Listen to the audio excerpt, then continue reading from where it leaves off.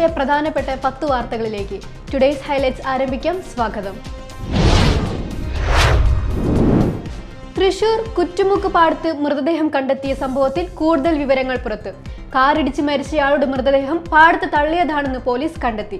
പാലക്കാട് സ്വദേശി രവിയുടെ മൃതദേഹമാണ് കഴിഞ്ഞ ഞായറാഴ്ച പാടത്ത് കിടക്കുന്നതായി കണ്ടത്. സംഭവത്തിൽ കാറുടമയായ തൃശൂരിലെ സ്വർണ്ണ വ്യാപാരി വിശാൽ അറസ്റ്റിലായിട്ടുണ്ട്. ഗൃഹനാഥൻ മരണപ്പെട്ട സംഭവവുമായി ബന്ധപ്പെട്ട് മകൻ അറസ്റ്റിൽ. പരിയാരം പോട്ടക്കാരൻ വീട്ടിൽ പോൾ ആണ് അറസ്റ്റിലായത്. സംഭവ ദിവസം വീട്ടിൽ മൂത്ത മകൻ മാത്രമാണ് ഉണ്ടായിരുന്നതെന്ന് അന്വേഷണത്തിൽ മനസ്സിലായി. ഇയാളെ കസ്റ്റഡിയിലെടുത്ത് ചോദ്യം ചെയ്തതോടെയാണ് മരണം കൊലപാതകമാണെന്ന് തെളിഞ്ഞത്. തൃശൂർ നടത്തറയിൽ ലോറിക്ക് പിന്നിൽ മിനി ലോറി ഇടിച്ചുണ്ടായ അപകടത്തിൽ ഒരാൾ മരിച്ചു. ഗുരുതര പരിക്കേറ്റ ക്ലീനർ ജാർഖണ്ഡ് സ്വദേശി 22 വയസ്സുള്ള ജാജീവൻ ഊഹിയാൻ ആണ് മരിച്ചത്. ഇന്ന് പുലർച്ചെ 5 മണിയോടെയാണ് അപകടം. നാമക്കലിൽ നിന്നും മുട്ടയുമായി വന്നിരുന്ന മിനി ലോറി റോഡരികിൽ പാർക്ക് ചെയ്തിരുന്ന കണ്ടെയ്നർ ലോറിയുമായി കൂട്ടിയിടിക്കുകയായിരുന്നു. ദേശീയപാതയിൽ സ്കൂട്ടറും കാറും കൂട്ടിയിടിച്ച് അപകടം. യുവാവിന് പരിക്കേറ്റു.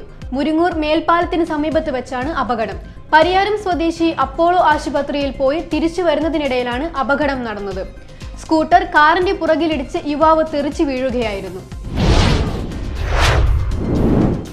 എടമുട്ടത്ത് വാടക വീട്ടിൽ തനിച്ച് താമസിച്ചിരുന്ന 66-കാരനെ മരിച്ച നിലയിൽ കണ്ടെത്തി. ചന്ദ്രാപിനി സ്വദേശി ഏറാക്കൽ വീട്ടിൽ സുവർണനാണ് മരിച്ചത്. എടമുട്ടം ഹോമിയോ ആശുപത്രിക്ക് സമീപത്തെ വീട്ടിലാണ് സുവർണൻ വാടകയ്ക്ക് താമസിച്ചിരുന്നത്. ദുർഗന്ധം വമിച്ചതിനെ തുടർന്ന് സമീപവാസികൾ പോലീസിനെ വിവരമറിയിക്കുകയായിരുന്നു. ആനപ്രേമികളുടെ പ്രിയപ്പെട്ട കൊമ്പൻ മംഗലാംകുന്ന് അയ്യപ്പൻ ചരിഞ്ഞു.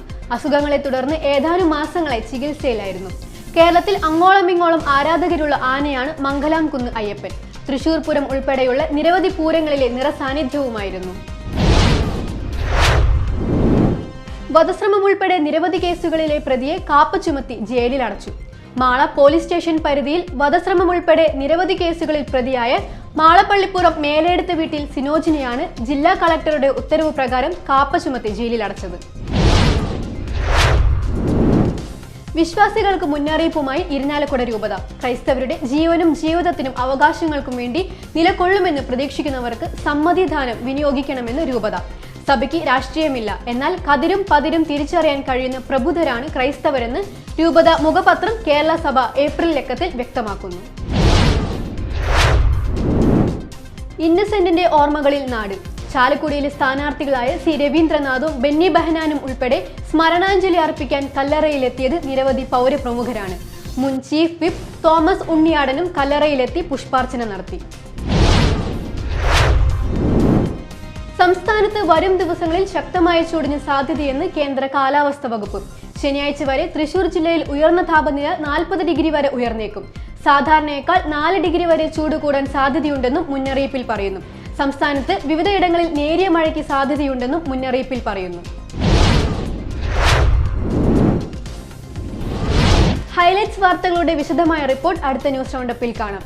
ടുഡേയ്സ് ഹൈലൈറ്റ്സ് ഇവിടെ സമാപിക്കുന്നു. നമസ്കാരം.